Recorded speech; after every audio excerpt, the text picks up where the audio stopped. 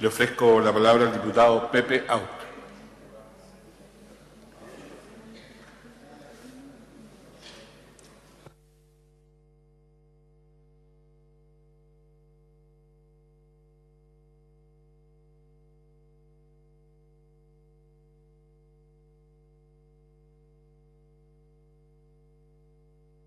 Gracias, presidente. Un saludo a la familia, por quien tengo mucha estima, al partido, a la juventud. Estamos aquí para rendir un homenaje a Luis Corvalán Lepe por el centenario de su nacimiento, que sin duda se trata de uno de los grandes políticos del siglo XX. Comunista por decisión propia, no por tradición familiar. Si ustedes leen de lo vivido y lo peleado, sabrán de las dificultades y la dureza de su infancia, del esfuerzo de su madre, costurera, para criar a él y a sus hermanos, de su partida a la escuela normal en Chillán a los 15 años, de su contacto con el maestro carpintero Palmita, quien finalmente el verano del 32 lo convierte en militante del Partido Comunista de Chile. Es decir, estamos hablando del 32 al 2006, estamos hablando de muchísimos años de militancia en su partido y por lo tanto hablar de Luis Corvalán es hablar del Partido Comunista. Él lideró el proceso que llevó al Partido Comunista a convertirse en uno de los más grandes partidos de Chile en términos de su adhesión popular, pero sobre todo en términos de su inserción social y más todavía en términos de su rol de articulación de bloques sociales y políticos por el cambio. En verdad, hablar de la unidad popular sin aludir al rol de Luis Corvalán sería completamente injusto, inapropiado con la historia y con la verdad.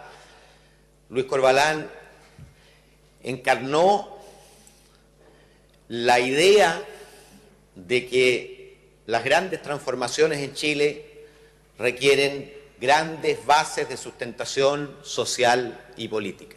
Él fue un buscador incansable y un constructor incansable de mayorías por el cambio. Y la Unidad Popular fue una expresión de aquello. Y quiero decir, puede que haya alguna polémica, pero no fue el Partido Comunista ni Luis Corvalán el que impidió la unidad social y política del pueblo preconizada por el candidato Radomiro Tomic.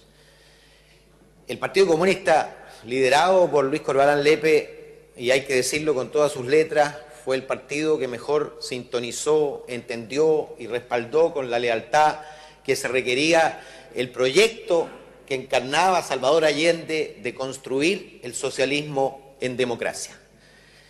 Y, claro, consolidar para avanzar, revisando sus proyectos de ley, fíjense que probablemente el proyecto más emblemático en el periodo de la Unidad Popular fue el proyecto que fijaba las áreas de propiedad estatal, mixta, social.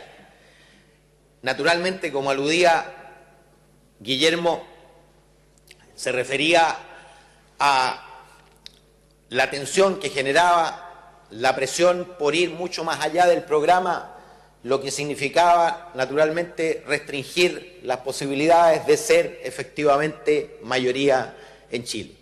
Y Luis Corvalán jugó en esa búsqueda, en esa tarea de respaldar el proyecto de Salvador Allende un rol insustituible. Yo, si tuviera que definir a Luis Corvalán Lepe, lo definiría como un republicano de tomo y lomo. Por supuesto, un comunista republicano o un republicano comunista, pero republicano al fin y al cabo. Nunca tuvo ni una sola palabra contra las instituciones democráticas. Incluso podría decirse resistió el influjo de la época del guevarismo de los 60 que llevó a muchos a desechar la democracia como vía de construcción del socialismo. Y Luis Corvalán Lepe y por supuesto su partido permaneció completamente alineado con la idea de que el socialismo en Chile se construía con mayorías, se construía en democracia, se construía con pluralismo político. Quiero decir que Chile lo recordará primero por su contribución inestimable al avance de los derechos sociales y políticos del pueblo. Lo recordará también por su búsqueda incansable de la unidad más amplia del pueblo para impulsar reformas que hicieran de Chile un país más justo. Pero lo recordará también por su sentido común, por su capacidad de sintonizar, de representar las aspiraciones y los sentimientos de la gente más sencilla de Chile. Yo recuerdo de niño los dichos campesinos convertidos en las principales y más atractivas cuñas políticas de la época. No voy a citar algunas, pueden ser polémicas. Con la democracia cristiana vamos hasta Chillán, después seguimos nosotros a Puerto Montt, dijo un día, pero podía citar hasta aquel clásico del último periodo, por si las moscas, algunos se recordarán. Pero también creo Chile lo recordará por su resiliencia y la de su partido. Fíjense que sufrió los primeros rigores de la persecución en Pitrufquén y Pisagua. No fue después del golpe de Estado, fue con la ley maldita, el año 47. Por supuesto, al golpe la escuela militar, la isla Dawson, donde cuenta él que empezó a aprender francés de la boca de Sergio Vitar y que después siguió estudiando solo en Ritoque, donde desembocó y finalmente en Tres Álamos. Pero también supo sobreponerse. La vida está sembrada de rosas, pero también de espinas, de la muerte trágica de su hijo, Luis Alberto, como consecuencia de las indecibles torturas que sufrió en el Estadio Nacional y en Chacabuco, que más tarde lo llevaron a su muerte. Yo quiero terminar diciendo, no es por nada que a Luis Corvalán se le recuerda como el Chico Corvalán, y más aún como Condorito Corvalán. Y Condorito no solo por la forma particular de su nariz, que tuvo que modificar para ingresar clandestinamente en Chile junto con sus orejas y sus párpados, sino porque Condorito es el emblema de Chile. Y yo creo, sinceramente, Luis Corvalán es una figura emblemática de Chile.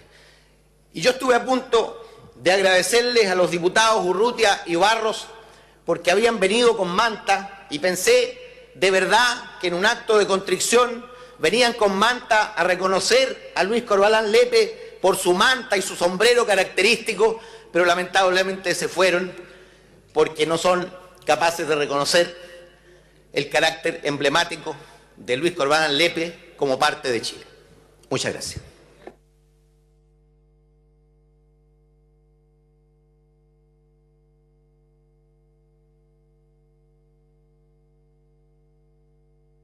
Le ofrezco la palabra al diputado Marcelo.